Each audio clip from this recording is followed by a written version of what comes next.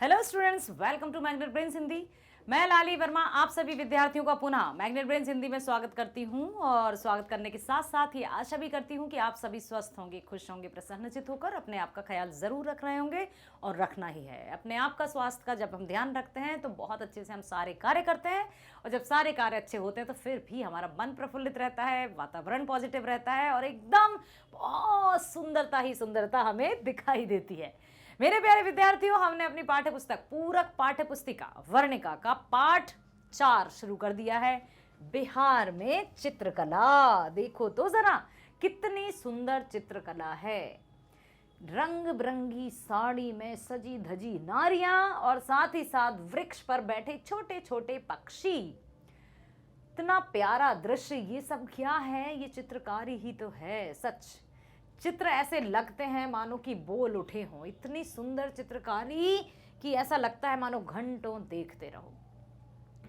बात कर रहे हैं हम कंप्लीट चैप्टर रिवीजन की और इस वीडियो में हमने कंप्लीट चैप्टर रिवीजन करेंगे कि सबसे पहले हम जानेंगे कि आखिर चित्रकला होती क्या है, चित्रकला कितने प्रकार की होती है, कौन कौन से चित्रकार थे या हैं जिन्होंने चित्रकला के माध्यम से संपूर्ण प्रकृति को एक सांचे में ढाला या फिर अपनी चित्रकला के माध्यम से बिहार और भारत का नाम विश्व प्रसिद्ध या विश्व में विख्यात किया। सब कुछ जानने वाले हैं इस वीडियो में। बहुत ध्यानपूर्वक बने रहिएगा मेरे साथ स्टार्टिंग टू एंड, ताकि किसी भी तरह से आपको किसी भी वीडियो से लेकर कोई भी डाउट ना रहे। यहां पर कहते हैं ना, इतना सा डाउट भी रह जाता है तो वो इतना बड़ा रूप ले लेता है जब परीक्षाएं आते आते, क्योंकि हमने जरा सी भी लापरवाही की या थोड़ा सा भी ध्यान हटाया तो वो छोटा सा डाउट फिर आगे चलकर बढ़ता जाता है, क्योंकि हमें नहीं आया। जब बेस हमें पता नहीं होगा तो हम कैसे जाएंगे आगे की तरफ। इसलिए बहुत ध्यानपूर्वक मेरे साथ बने रहना। चलते हैं हम वीडियो की तरफ। चित्रकला की यदि हम बात करें तो पटना कलम का एक चित्र है। पटना कलम क्या है? 1760 से 1786 इसका पीरियड काल रहा है। पटना कलम है जिसमें व्यवसायी देखो, ओके, गरीब ब्राह्मण है, मोची है और व्यापारी हैं। ठीक, इस तरह के चित्र बनाए जाते थे प्रकृति से रिलेटेड भी। और किसने बनाया ये? अभिषेक चौबे जी ने। चित्रकला के इतिहास में यदि देखा जाए तो बिहार का अनुपेक्षणीय योगदान रहा है। चित्रकला की यदि हम बात करें कि चित्रकला आखिर क्या है, विश्वविद्यालय कहाँ है, महाविद्यालय कहाँ है, तो बिहार में ही है। राधा मोहन बाबूजी एक ऐसे चित्रकार के रूप में जाने जाते हैं जिन्होंने अपनी चित्रकला को तो विश्व प्रसिद्ध किया ही, बल्कि उन्होंने महाविद्यालय की स्थापना की और इस महाविद्यालय में ऐसे कई रत्न उत्पन्न हुए, रत्न ही कहेंगे, जो अपनी कला का प्रदर्शन करते हैं और बिहार और भारत का संपूर्ण दुनिया में डंका बजा देते हैं। यही कलाकार, ये कलाकार, उनकी कृतियां बोलती हैं, लगता है जैसे बस बोलने लगेंगी। ये होता है। धार्मिक, सामाजिक, पारिवारिक आचारों के प्रसंग में यहां विभिन्न तरह की चित्रकारी होती है। मधुबनी की विश्व प्रसिद्ध चित्रकारी अपने मूल रूप में एक लोक चित्रकारी ही तो है। मधुबनी जो कि विश्व प्रसिद्ध मानी जाती है, जो कि वहां के तत्कालीन जो जिलाधिकारी थे उन्होंने मधुबनी ड्राइंग या मधुबनी चित्रकला की 300 पेंटिंग्स खरीदी और उनको विदेशों में भी उनको मतलब प्रदर्शनी लगाई और उसमें विदेशी विश्व प्रसिद्ध हो गई मधुबनी चित्रकला। विश्व प्रसिद्ध चित्रकारी अपने मूल रूप में एक लोक चित्रकारी ही है। मधुबनी विश्व प्रसिद्ध चित्रकारी है। भोजपुरी, मगही, अंगिका, बज्जिका क्षेत्रों में भी विभिन्न उत्सवों तथा जो पर्व और चित्रकारी तथा मूर्ति निर्माण की परंपरा आज भी जीवित है। दीपावली के मौके पर देखो, जब दीपावली आती है तो घर की साफ सफाई, रंग रोगन में स्त्रियां जुट जाती हैं। तो जो रंग रोगन करते हैं और साफ सफाई के बाद जो सारे काम होते हैं उसमें क्या करती हैं, घर की जो स्त्रियां रहती हैं अपनी कला का प्रदर्शन भी करती हैं। तो दीवारों पर चित्र बना दिए। किससे? क्या उनके पास कोई ऐसे कलर्स हैं जो आजकल मार्केट्स में उपलब्ध हैं? नहीं। गेरू से, चूने से, या चावल का आटा बहुत महीन मतलब बारीक पीस कर उससे भी चित्र बनाए जा सकते हैं और बनाते थे।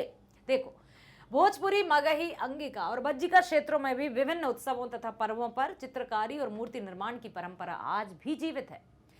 दीपावली के मौके पर घर की सफाई, लिपाई पुताई कर उसकी दीवारों पर नारियां, स्त्रियां गैरिक या गेरू और चूने से वृक्ष बनाती हैं, मनुष्य बनाती हैं, पशु पक्षी बनाती हैं आदि के चित्र अंकित करती हैं। इन्हें भित्ति चित्र कहते हैं। भित्ति, भित्ति का अर्थ होता है दीवार।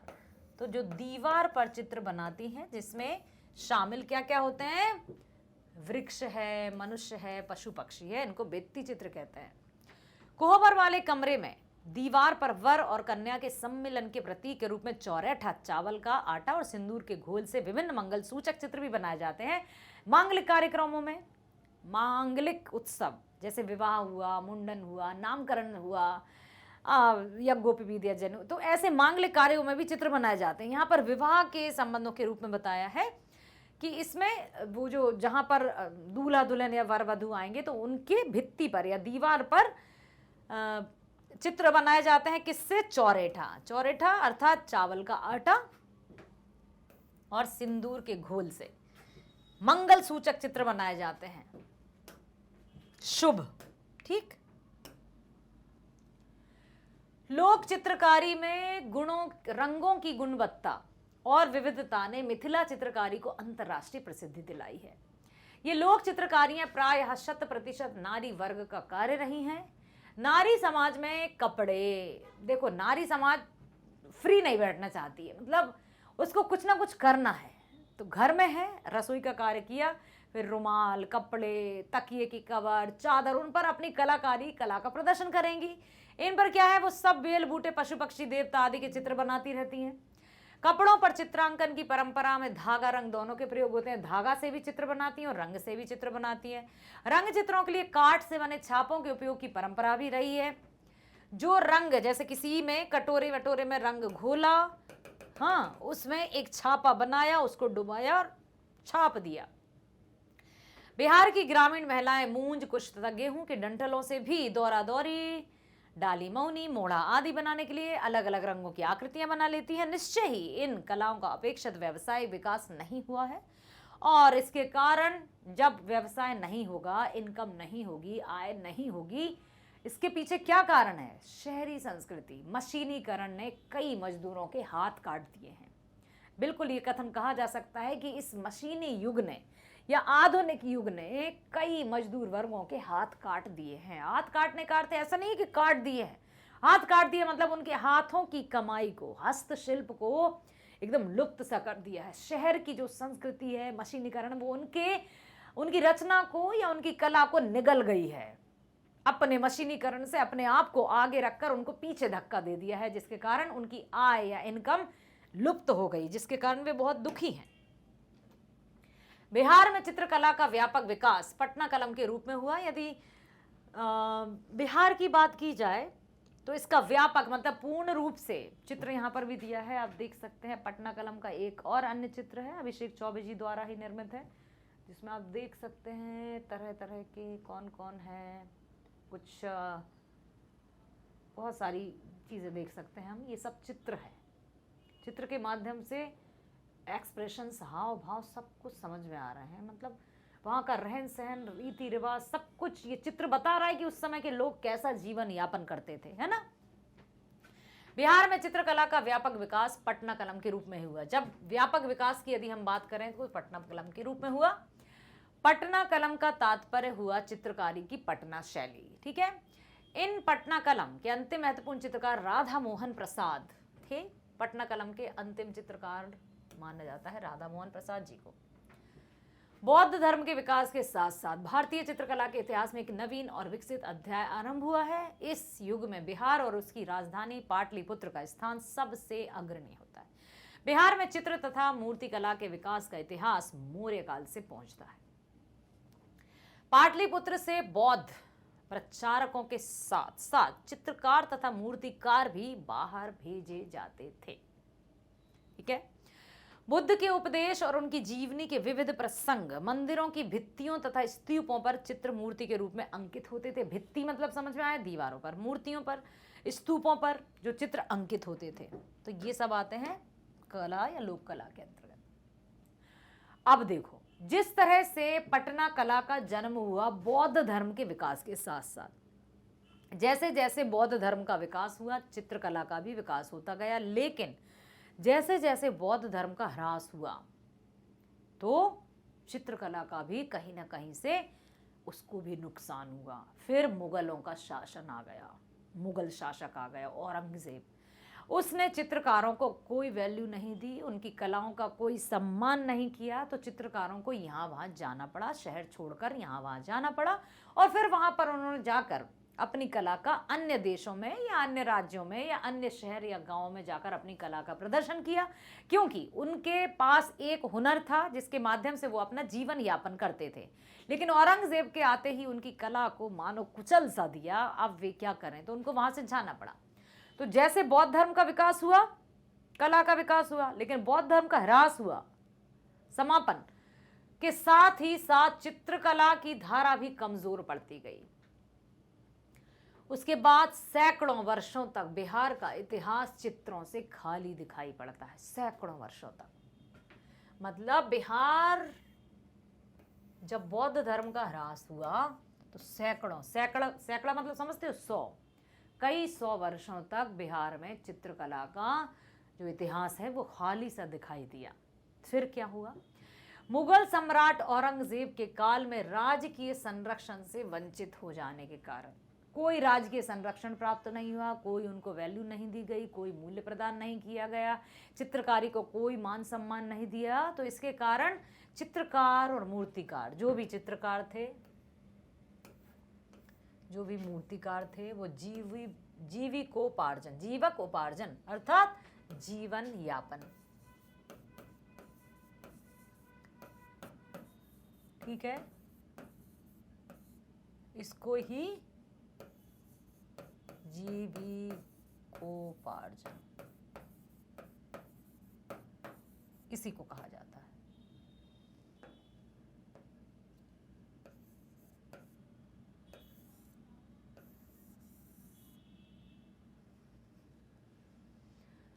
यही है। ये शब्द कहीं भी आ जाए, जीविकोपार्जन अर्थात जीवन यापन का जो इनका हुनर था, जिससे वो अपना जीवन यापन करते थे, दिनचर्या या जो भी उनके परिवार का भरण पोषण करते थे। लेकिन औरंगजेब के आते ही उनका कोई राजकीय संरक्षण उनको प्रदान नहीं किया गया, जिसके कारण देश के अनेक प्रमुख नगरों में चले गए। वो वहां से चले गए अनेक प्रमुख नगरों में, क्योंकि उन्हें तो अपने जीविकोपार्जन करना था ना। उनमें से कुछ पटना भी आए। स्थान परिवर्तन के बावजूद उन्होंने अपनी चित्रकारी नहीं छोड़ी, क्योंकि उनके पास एक ऐसा हुनर था, लेकिन हाँ, हुनर को पहचानने वाला नहीं था। कहते ना कि हीरे की पहचान भी जौहर ही कर सकता है, और सच्चा कलाकार एक सच्चे कलाकार की कला को पहचान सकता है और सम्मान देता है। ठीक उसी प्रकार से आदर सम्मान की भावना भी है कि जो सम्मानी होते हैं वही दूसरों को सम्मान देते हैं। स्थान परिवर्तन के बावजूद उन्होंने अपनी चित्रकारी नहीं छोड़ी। उनकी चित्रकारी में मूल दिल्ली वाली चित्रकारी की विशेषताएं तो निहित रहीं, परंतु स्थानीय प्रभाव की कुछ नई विशेषताएं भी उभरी। अब दिल्ली से उनको जाना पड़ा, क्योंकि औरंगजेब ने तो कोई उनको सपोर्ट नहीं दी, तो अब वो अन्य प्रमुख शहरों में चले गए।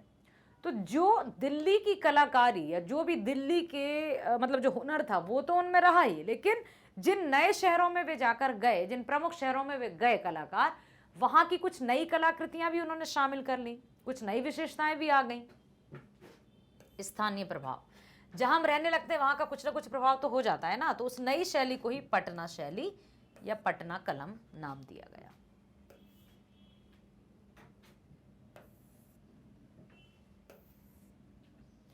और इसका जो काल है वो यहां से यहां तक माना जाता है।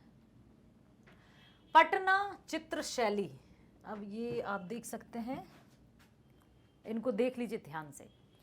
श्याम शर्मा जी हैं पटना कला एवं शिक्षा महाविद्यालय के पूर्व प्राचार्य, और इन ध्यान से सुन लो, राधा मोहन जी ने महाविद्यालय अर्थात कला और शिल्प महाविद्यालय की स्थापना की थी। किसने? राधा मोहन जी ने।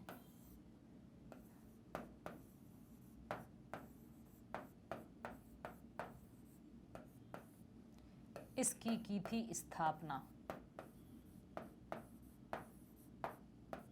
ठीक है, और ये हैं श्याम शर्मा जी, हैं उसके प्राचार्य। पटना चित्रशैली के प्रमुख चित्रकारों में जयराम दास, ठीक है, झुमक लाल, फकीर चंद लाल, ये सब पटना चित्रशैली जो जो अन्य दिल्ली को छोड़कर चले गए थे ना, जहाँ औरंगजेब का सपोर्ट नहीं मिला था, तो अन्य शहरों में जो गए और उन्होंने अपनी वहाँ की जो नई शैली को अपनी दिल्ली की शैली के साथ मिलाकर जो प्रदर्शन किया, उनके नाम हैं जयराम दास, झुमक लाल, फकीर चंद, शिवदयाल, भैरव, मिर्जा निसार, मेहंदी, गोपाल लाल, गुरु सहाय, सेवक राम, कन्हैया लाल, जय गोविंद लाल, सोना कुमारी, महादेव लाल, ईश्वरी प्रसाद वर्मा आदि प्रमुख थे। विद्वानों ने ईश्वरी प्रसाद वर्मा जी को पटना कलम का अंतिम चित्रकार माना है। विद्वानों के अनुसार यदि देखा जाए तो उन्होंने ईश्वरी प्रसाद को पटना कलम का अंतिम चित्रकार माना है, लेकिन वास्तविकता यह है कि महादेव लाल जी के शिष्य बाबू राधा मोहन प्रसाद और ईश्वरी प्रसाद वर्मा के शिष्य दामोदर प्रसाद अम्बट ने गुरु परंपरा की शैली का अपनी पीढ़ी तक बखूबी निर्वाह किया, क्योंकि गुरु जो हुनरदार रहता है वो अपने शिष्यों को भी अपनी कला देता ही है, तो जो शिष्य रहते हैं वो भी अपनी कला का प्रदर्शन करते हुए उनको निखारते हैं। तो ये शिष्य हैं, इन्होंने भी उसका बखूबी निर्वाह किया। पटना कलम के चित्रों में विषय के रूप में, अब पटना कलम में किस तरह के विषय रखे जाते हैं, या पटना कलम में कौन कौन सी या कोई सी भी चित्रकारी जिसमें मान लो पशु पक्षी हों, प्रकृति के चित्र हों, तो वो किस में आएगा, वो पटना कलम के अंतर्गत आएगा। ठीक है, पशु पक्षी आते हैं, प्रकृति के दृश्य आते हैं, किसान आ जाते हैं, लघु व्यवसायी आ जाते हैं, नाई, धोबी, बढ़ई, लोहार, मोची, तेली, मिस्त्री, गरीब, ब्राह्मण, मुनि, जमींदार आदि, ये पटना कलम के उसमें ही आते हैं। जब भी कुछ ऐसे चित्र दिखाई दें तब आप समझ लेना कि ये पटना कलम चित्रकारी है। समझ जाओगे? समझ जाना।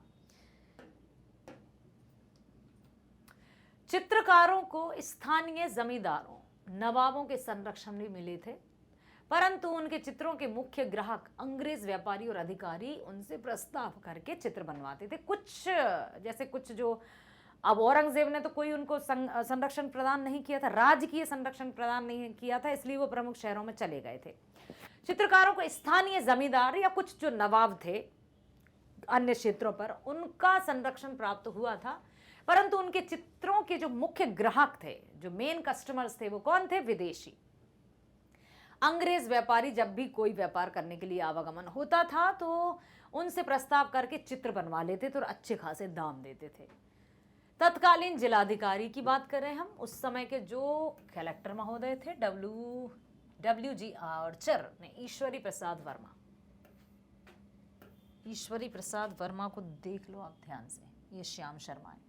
ठीक है, तो तत्कालीन जिलाधिकारी डब्ल्यू.जी. आर्चर ने ईश्वरी प्रसाद वर्मा के बनाए 300 चित्र खरीदे थे। जो उस समय जिलाधिकारी थे उन्होंने ईश्वरी प्रसाद वर्मा के बनाए गए 300 चित्र खरीदे। आर्चर ने सर्वप्रथम मधुबनी चित्रकला के अंतरराष्ट्रीय जगत को परिचित कराया था। ये बहुत बड़ी देन है, मधुबनी चित्रकला विश्वविख्यात है और ये बिहार की देन है। पटना कलम के चित्रों की प्रमुख विशेषता बिहार के वर्ग विभाजन, लोक जीवन का यथार्थ अंकन हुआ करती थी। वे चित्रकार विभिन्न पौधों के रस, अब देखो अब ये बात ध्यान से सुनो कि इतनी सुंदर कलाकारी, इतनी सुंदर चित्रकारी वे कैसे करते थे, कौन से रंगों से करते थे जो चले आ रहे हैं और अभी भी हैं। यदि आप किसी संग्रहालय में जाएंगे, म्यूजियम में जाएंगे, मधुबनी चित्रकला ओरिजिनल जो बिहार द्वारा बनाई गई है वो आज भी सुरक्षित होगी और उनके चित्र जो रंग है वो आज भी एज इट इज हूबहू होगा। तो कौन से रंग थे उनके पास? क्रेयॉन थे या पेस्टर कलर थे? कौन से जो मार्केट में मिलते थे भाई? अरे भाई सुनो, उनके जो रंग हुआ करते थे वो पौधों के पत्तों का रस, ठीक है, पत्तों का रस। दूसरा, अब जैसे रस है तो उसको क्या करें, गोमूत्र पानी का काम करता था जो छापा या चित्रकारी में उसको मिटने नहीं देता था। ठीक है, गोमूत्र, फूल का रस, फूलों का रस, और क्या क्या होते थे? नील समझते हो, जो सफेद कपड़ों में नील दी जाती है, नीला करने के लिए उस नील कलर का यूज करते थे। गेरू तो पता ही है आपको, लाल। कोयला, काला रंग के लिए कोयला। लो भाई, ये भी बढ़िया है। और मतलब वो कितने अच्छे से बुद्धिमानी से उन कलाकारों ने गोंद गोंद क्यों करते थे, ताकि वो स्थिर रहे, उसमें शाइन भी आए और वो बिल्कुल चिपका रहे। यदि कहीं पर बनाया जा रहा है तो वो उखड़े नहीं या तुरंत वो साफ ना हो जाए, ठीक है। तो गोंद या ग्लू टाइप में। कौड़ी, कौड़ी जानते हो आप, एक इतना बड़ा वाइट वाइट का रहता है, अवश्य जानते होंगे आप, देखा होगा आपने। देखिए ना, कौड़ी कई तरह के जैसे आते हैं, कहीं झूमर आती हैं कौड़ियों की। दूध, कौड़ी, मोती, तांबा, एक रत्न आदि से तैयार रंगों का प्रयोग करते थे। इतने ऐसे ये रंग रहते थे जिसमें मोती जीरे जवाहरात सब इनको पीस पास कर जब रंग बनाते थे तो उनके रंगों का रंग भी कुछ अलग ही होता था। वे चित्रकार पीले हाथ पेपर, जापानी कैंट पेपर या स्वयं बनाए पेपर पर चित्र बनाने के साथ ही कांच, अभ्रक और हाथी दांत पर भी ये चित्रकारी करते थे। और फिर देखो, जब विदेशों में इनकी चित्रकारी का जो डंका बजा तो तब तो फिर इनकी जो चित्रकारी है वो कई हजार और लाखों तक जाती होगी। बिहार परिवर्तनों का प्रदेश रहा है। प्रवृत्ति को नया उन्मेष और धारा को नया मोड़ देने वाली विभूतियों का यहाँ अधिक समय तक अकाल नहीं रहता। जैसे कि बौद्ध धर्म के साथ आए चित्रकला का आगमन हुआ। बौद्ध धर्म का जैसे जैसे थोड़ा थोड़ा ह्रास होने लगा, समापन होने लगा, तो चित्रकला भी समापन की कगार पर पहुंच गई। सैकड़ों वर्षों तक वहां पर कोई नए चित्रकारों ने जन्म नहीं लिया। लेकिन ऐसा नहीं है कि अब क्या होगा, अब तो चित्रकारी समाप्त नहीं। लिखा है साफ साफ कि बिहार परिवर्तनों का प्रदेश रहा है और परिवर्तन तो प्रकृति का नियम है। प्रवृत्ति को नया उन्मेष और धारा को नया मोड़ देने वाली विभूतियों का यहाँ अधिक समय तक अकाल नहीं रहता। ऐसी ही एक विभूति में चित्रकार राधा मोहन बाबूजी का जन्म पटना में हुआ। वे पटना चित्र शैली की ऐसी अंतिम कड़ी थे जिसने भविष्य के कलात्मक विकास के लिए पुख्ता, स्थायी और उर्वर भूमि तैयार की। किसी भी फसल की उपज उसकी उर्वरकता या भूमि की उर्वरकता पर निर्भर करती है। जितनी उर्वरक या जितनी उपजाऊ भूमि होगी, जमीन होगी, मिट्टी होगी, उतने अच्छे से उसमें फसल होती है। ठीक उसी तरह से जितना, अब ये देखो, चित्रकला की उपजाऊ भूमि किसने तैयार की, प्रश्न ये पूछा जा सकता है, तो राधा मोहन बाबूजी ने। बहुत महत्वपूर्ण योगदान है इनका कि जब ऐसा लगा कि अब तो मानो चित्रकारी खत्म होने की कगार पर है, तब राधा मोहन बाबूजी एक ऐसी विभूति के रूप में सामने आए जिन्होंने पुनः चित्रकला को स्थापित किया। तो बिहार परिवर्तनों का प्रदेश रहा है। प्रवृत्ति को नया उन्मेष और धारा को नया मोड़ देने वाली विभूतियों का यहाँ अधिक समय तक अकाल नहीं रहा। ऐसी ही एक विभूति, महान हस्ती, विभूति मतलब एक ऐसी महान हस्ती के रूप में चित्रकार राधा मोहन बाबू का जन्म पटना में हुआ। वे पटना चित्र शैली की ऐसी अंतिम कड़ी थे जिसने भविष्य के कलात्मक विकास के लिए पुख्ता मतलब जिसको कोई नकार ही नहीं सकता, काट, स्थायी और उर्वर भूमि तैयार की। कैसे? महाविद्यालय की स्थापना करके। राधा मोहन बाबूजी ने पटना में, इसको याद रखना आप, ये अति महत्वपूर्ण है, अच्छे से, ठीक है, ध्यान दो। राधा मोहन बाबूजी ने चित्रकला को एक नई दिशा दी। महान विभूति में से एक विभूति है। राधा मोहन बाबू ने पटना में कला और शिल्प महाविद्यालय की स्थापना कर पूरे राज्य में कलात्मक पुनर्जागरण की चेतना को व्यापक उभार प्रदान किया। और जब महाविद्यालय खुला तो जितनों के मन में जो प्रतिभाएं छुपी थीं, उन्होंने वहां बहुत अच्छे से उस कला को, अपनी कला को तराशा। और फिर देखिए, कई कलाकार जो विश्व प्रसिद्ध हुए यहाँ के ही हैं। इसलिए कला, चित्रकला में राधा मोहन बाबूजी का नाम बहुत ही सम्मान के साथ लिया जाता था, लिया जाता है और लिया जाता रहेगा। उस दौर में ही बिहार में उपेंद्र महारथी जैसे बड़े कलाकार का भी पदार्पण हुआ। राधा मोहन बाबूजी ने तो महाविद्यालय की अर्थात कॉलेज की स्थापना की। उनके साथ ही उपेंद्र महारथी जी का नाम भी बहुत सम्मान के साथ लिया जाता है। ये इस प्रदेश में ऐसी अंतरंगता के साथ रमे कि आजन्म अपनी कला यात्रा का पल पल बिहार के लिए समर्पित किया, और जो अपने कर्म में लीन हो जाते हैं, जो कर्मठ व्यक्ति रहते हैं ना, जो अपनी कला से प्रेम करते हैं, उन्हें बार बार वो घड़ी नहीं देखते कि अरे कितना बज गया, अर्थात दिन है कि रात है। आपने साइंटिस्ट के हिस्ट्री देखी होगी, पढ़ा होगा। यदि मिलिट्री ऑफिसर्स की हम बात करें उनके बारे में, तो उनमें जुनून है। वो ये नहीं देखते कि मैंने कितना काम कर लिया, मैं कब से बैठा हूं। उन्हें समय का पता ही नहीं रहता। जब तक कार्य हो नहीं जाता वो उसमें लीन रहते हैं। उन्हीं में से एक उपेंद्र महारथी जी भी हैं।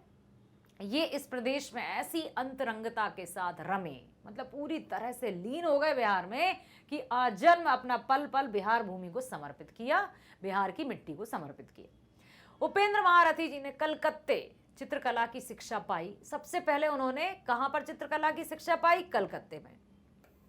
और फिर वो जापान भी गए थे। ठीक है, सबसे पहले चित्रकला की शिक्षा उन्होंने कलकत्ता से प्राप्त की, और उस दौरान उन्होंने महसूस कर लिया था कि कला को विदेशी प्रभावों से मुक्त कर, ये सबसे अच्छी बात है। जब वो कलकत्ता में चित्रकला की शिक्षा प्राप्त कर रहे थे, उसी समय उनके मन में ये विचार आया था कि अपनी जो भारतीय चित्रकला है उसको विदेशियों के टच से तो दूर रखना होगा।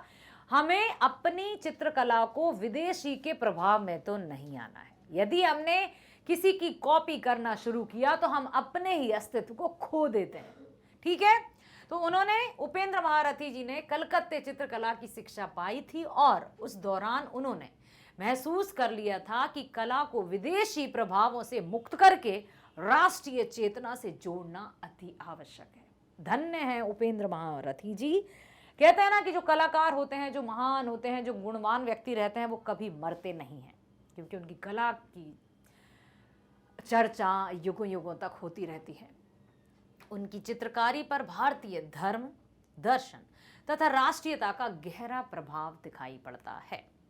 उन्होंने अपने दरभंगा निवास के दौरान ही मिथिला की चित्र मूर्ति आदि लोक कलाओं का गहरा अध्ययन किया और उनके महत्व से लोगों को परिचित भी कराया। साथ ही साथ उन्होंने भारतीयता या राष्ट्रीयता या अपनी संस्कृति को बहुत अच्छे से संरक्षण प्रदान किया, और हर एक चित्रकार, हर एक कलाकार के मन में ये बात बसा दी पूरी तरह से कि हमारी जो चित्रकला है उस पर विदेशी प्रभाव तो कदापि नहीं पड़ना चाहिए। यदि हमारी चित्रकला पर विदेशी प्रभाव पड़ा, अर्थात हम अपनी ही अस्मिता को, अस्मिता का अर्थ होता है हम अपनी ही आइडेंटिटी को, अपनी ही पहचान को धूमिल कर देंगे, खो देंगे। तो ये तो सराहनीय है, वंदनीय है, अनुसरणीय है, अनुकरणीय है। बहुत बढ़िया। उपेंद्र महारथी जी का नाम, जैसा नाम वैसा गुण। लोक कलाओं पर उन्होंने, किसने? उपेंद्र महारथी जी ने लंबे काल तक शोधपरक कार्य भी किया, रिसर्च किए, गहराई तक गए, कहते ना बाल की खाल या भेद निकाला, और उस कला को इतना निखारा कि सब दांतों तले उंगलियां दबाकर रह गए। लोक कलाओं पर उन्होंने लंबे काल तक शोधपरक कार्य करते हुए बिहार तथा बंगाल से सुदूर देहाती क्षेत्रों की यात्राएं की, क्योंकि जब कोई रिसर्च करता है तो घर बैठे बिठाए या सिर्फ किताबों के पन्ने पलटने से कुछ ज्ञान प्राप्त नहीं होता है। जो हम पढ़ रहे हैं उसको प्रत्यक्ष रूप से देखना है, समझना है, और क्यों, कैसा, कहां, कब, ये सब जानकारी भी अति आवश्यक है। तभी जाकर उसके हम जड़ तक पहुंच पाते हैं, तह तक पहुंच पाते हैं।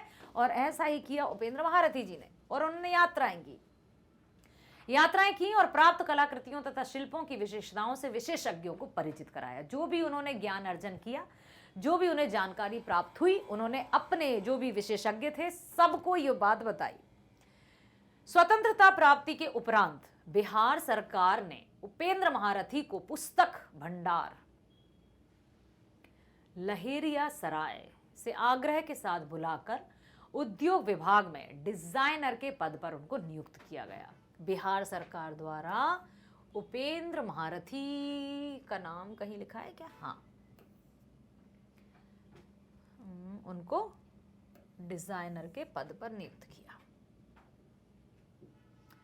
उस पद पर रहते हुए महारथी जी ने प्रमाणित किया कि चित्रकारी तथा शिल्प के अलावा वास्तुकला के भी वे महारथी हैं।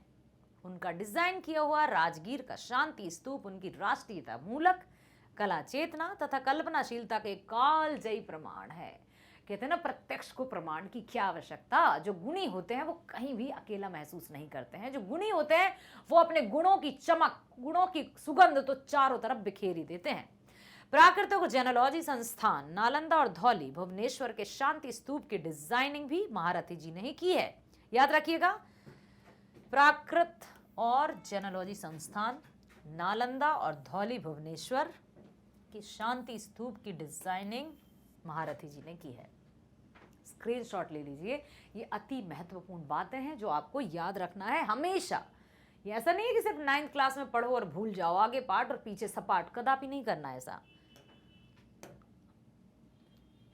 उपेंद्र महारथी जी की कला यात्रा में जापान की उस यात्रा का उल्लेखनीय महत्व माना जाता है जो उन्होंने वेणुशिल्प क्या है, बांस कला, विशेषज्ञता पाने के लिए की। वहां से लौटने के बाद उन्हें राष्ट्रपति भवन के कक्ष को वेणुशिल्प से अलंकृत करने के लिए विशेष रूप से दिल्ली बुलाया गया। चित्रकला, शिल्पकर्म, अध्ययन, देखो चारों कलाओं में वे निपुण थे। चित्रकारी, शिल्पकर्म, अध्ययन, शोध। उपेंद्र महारथी व्यक्तित्व की ये 4 विशेषताएं हैं। महारथी जी चित्रकार श्याम शर्मा की भांति कविता तो नहीं लिखते थे, परंतु हाँ, कला से संबंधित लेखन, कथा, साहित्य की रचना जरूर करते रहते थे। वैशाली की लिच्छवी, बौद्ध धर्म का अध्यात्म और इंद्रगुप्त जैसी पुस्तकों के अलावा जापानी वेणु शिल्प पर उन्होंने एक स्वतंत्र पुस्तक लिखी। चित्रकार श्याम शर्मा का कथन है कि बिहार में कलाकर्म और शिल्प धर्म का वास्तविक उन्नयन महारथी जी ने किया। श्याम शर्मा जी जो कि उस महाविद्यालय के प्राचार्य जी थे जिस महाविद्यालय की रचना स्थापना राधा मोहन जी ने की थी। श्याम शर्मा उसी के प्राचार्य थे। उनका कथन है कि बिहार के कलाकर्म और शिल्प कर्म का वास्तविक उन्नयन महारथी जी द्वारा हुआ है। ठीक है। राधा मोहन बाबू के साथ पटना कलम का अंत माना जाता है। उनके बाद जिन कलाकारों ने बिहार में कलाकर्म और शिल्प धर्म को बहुआयामी आधुनिकता तथा प्रयोगात्मक नवीनता से युक्त किया, उनमें सर्वाधिक महत्वपूर्ण श्याम शर्मा जी का माना जाता है। अत्यंत स्नेहल तथा सरल व्यक्ति वाले शर्मा जी का जन्म 1941 में हुआ। कला तथा शिल्प महाविद्यालय लखनऊ में वहां के प्राध्यापक जयकृष्ण अग्रवाल की देखरेख में छापा कला में विशेषज्ञता प्राप्त करने के उपरांत शर्मा जी पटना आए और यहाँ के कला और शिल्प महाविद्यालय में छापा कला के विशेषज्ञ के रूप में, शिक्षक के रूप में अध्यापन करने लगे। और नियुक्ति किसने की थी? राधा मोहन बाबू जी ने। बिल्कुल, नियुक्ति के लिए श्याम शर्मा जी का साक्षात्कार उपेंद्र महारथी जी ने ही लिया था। राधा मोहन बाबू और उपेंद्र महारथी दृश्य क्षेत्र तथा आकृति के चित्रकार थे, जबकि श्याम शर्मा जी, याद रखिएगा, देखो राधा मोहन बाबू और उपेंद्र महारथी दृश्य क्षेत्र तथा आकृति के चित्रकार थे, जबकि श्याम शर्मा ने अपनी छापा कला से अनुभूति का अंकन किया। उनके चित्रों में अपने समृद्ध अतीत के प्रति गहरा लगाव भी दिखाई देता है। एक बार कैलिफोर्निया में वहां के कला विभाग के प्रोफेसर कोनार्ड हटिंगसन ने श्याम शर्मा के चित्रों में प्राचीनता के प्रति लगाव देखकर उनसे पूछा था कि क्या आप पुरानी आकृतियों का प्रयोग करके अपने अतीत की संस्कृति को पुनर्स्थापित करना चाहते हैं? उनका जवाब सुनो जरा। तो श्याम शर्मा जी का उत्तर था कि मेरी ये परंपरागत आकृतियां चाशनी में पकी हुई गोली के समान हैं, जो दर्शकों को अपने अतीत के बारे में सोचने पर बाध्य कर देती हैं। अर्थात मैं किसी को कोई भी संस्कृति को पुनर्स्थापित करने की या पुनः स्थापित करने की कोशिश नहीं कर रहा हूं। ये तो इस कलाकृति में इतना जादू है, इतना प्रभावी है कि वो जो भी देखता है वो अपने आप सोचने पर मजबूर हो ही जाता है। आत्मविश्वास बोलता है। जब व्यक्ति बहुत अच्छे से कार्य करता है तो वो अपनी बातों को, अपने कर्म को आराम से किसी के भी समक्ष प्रस्तुत कर सकता है। पुनः स्थापित करने के लिए नहीं, ये उन्होंने जवाब दिया। निश्चय ही श्याम शर्मा जी के चित्रों में विचारों और भावों की प्रधानता का ही परिणाम है कि उनकी मानवीय तस्वीरें भी वैचारिकता के चलते श्रृंखला में व्यक्त हुई हैं। उन्होंने आपातकाल और जयप्रकाश नारायण शीर्षक से एक चित्र श्रृंखला बनाई थी, जिसकी प्रदर्शनी पटना में लगी है। मैं आपसे पुनः कहूंगी कि जो भी चित्रकला, या मधुबनी हो या पटना शिल्प हो या वेणु शिल्प हो, हमने बहुत सारी चित्रकलाओं के बारे में सुना, जाना और देखा। ठीक है, आप मुझे बताइएगा कि कौन कौन से संग्रहालय या म्यूजियम में या जो भी हैं वहां पर कौन कौन सी चित्रकारी रखी हुई है, कौन कौन सी अभी भी ऐसी चित्रकला की प्रदर्शनी है, मुझे ज़रूर बताइएगा। यदि मौका मिला तो मैं ज़रूर बिहार आकर उनको देखना चाहूँगी। तो बस मैं यही कहूँगी मेरे प्यारे विद्यार्थियों, इसी तरह से ध्यानपूर्वक अपने कर्म को करते जाइए। आपका काम है अभी विद्या अर्जन करना, विद्यार्थी की पहचान है विद्या अर्जन करना। अपने आप को हमेशा एकदम एनर्जेटिक रखिए, स्वास्थ्य पूर्ण रूप से स्वस्थ रहिए, खान पान पर ध्यान रखिए, सोने जागने पर ध्यान रखिए, ताकि आप अपने कार्य को बहुत अच्छे से कर सकें और परिणाम बहुत अच्छा होगा। बने रहिए हमारे साथ, हर एक विषय के वीडियोस देखते रहिए स्वतंत्रता पूर्वक। किसी तरह का कोई ऐसा टाइम बंदिश भी नहीं है कि हम आपको मंडे टू फ्राइडे इतने बजे से इतने तक ही वीडियो देख सकते हैं। नो, आप 24/7 वीडियोस देख सकते हैं, कभी भी कहीं भी। वीडियोस देखिए, लाइक कीजिए, सब्सक्राइब कीजिए और अधिक से अधिक शेयर कीजिए, ताकि जिन स्टूडेंट्स को, जो होनहार विद्यार्थी हैं, जो अभी भी शिक्षा से वंचित हैं, जिन्हें बेस्ट एजुकेशन का लाभ प्राप्त नहीं हो पा रहा, वे भी फ्री ऑनलाइन एजुकेशन का लाभ ले सकें और अपने आप को सशक्त बनाकर एक बहुत सभ्य नागरिक बन सकें। ना केवल स्कूल ऑनलाइन एजुकेशन ही प्रोवाइड की जाती है फ्री, बल्कि सभी प्रकार की प्रतियोगी परीक्षाओं के वीडियोस भी आप देख पाएंगे। अभी आप 9th में, अभी 9th की तैयारी करो। हर एक कक्षा को बहुत अधिक प्रमुखता प्रदान करना है। किसी भी कक्षा को लाइटली बिल्कुल मत लेना कि अभी तो 9th है, 10th में पढ़ लेंगे। जो आज नहीं हो सका वो कल भी नहीं हो सकेगा, इसलिए हमें बहुत अच्छे से तैयारी करना है। तैयारी जीत की, तो बने रहिए हमारे साथ। मिलते हैं नेक्स्ट वीडियो में। स्वस्थ रहिए, खुश रहिए, bye bye, thank you so much.